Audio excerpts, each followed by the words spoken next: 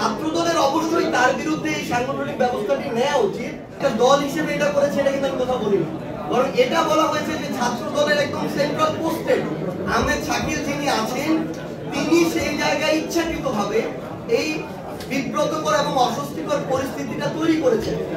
এবং আপনারা যে ভিডিওটা দেখেছেন যে এখানে একটা হাতাহাতির ঘটনা হয়েছে এটা কিন্তু আমি চলে আসার পর, তাহলে তাদের এরকম একটা ইনটেনশন ছিল বিধায় তারা সেখানে তারা যে হাতাহাতি করেছে ওইখানে সবাই কিন্তু 4টা প্রাইভেট ইউনিভার্সিটি স্টুডেন্টরা ছিল এবং ওই ছাত্রদলের সেন্ট্রাল পোস্টে ব্যক্তি শাকিল তার সাথে যারা ছিল তারা কিন্তু প্রাইভেট ইউনিভার্সিটি স্টুডেন্টরা ছিল না, বেশিরভাগই স্থানীয় কিছু মানে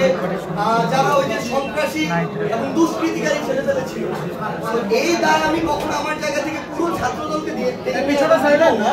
কিন্তু তিনি যেহেতু ছাত্রদলের পোস্টে এবং তিনি এই ছাত্রদল নামক যে বাংলাদেশের যে প্রতিষ্ঠানটি রয়েছে সংগঠনটি রয়েছে এটিকে প্রশ্নবিদ্ধ করেছেন তার কাজের মধ্য দিয়ে, ছাত্রদলের অবশ্যই তার বিরুদ্ধে এই সাংগঠনিক ব্যবস্থাটি নেওয়া উচিত। অন্যথায় তাদের দলের যে নেতাকর্মী যারা রয়েছে যারা কেন্দ্রীয় পোস্টে তাদের উপরে যে তাদের ওই নিয়ন্ত্রণটি নেই এবং তারা একটি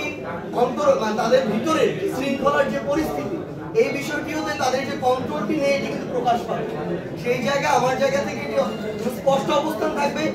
এই দায় কখনো পুরো বাংলাদেশ ছাত্র দলের উপর নয় বরং ব্যক্তি শাকিল যিনি ছাত্র দলের পোস্টে তার উপরে। এই ক্ষেত্রে অবশ্যই যেহেতু তিনি কেন্দ্রীয় পোস্টে তার বিরুদ্ধে ছাত্র দলের অবশ্যই একদম সবকিছু তদন্ত করে সুষ্ঠু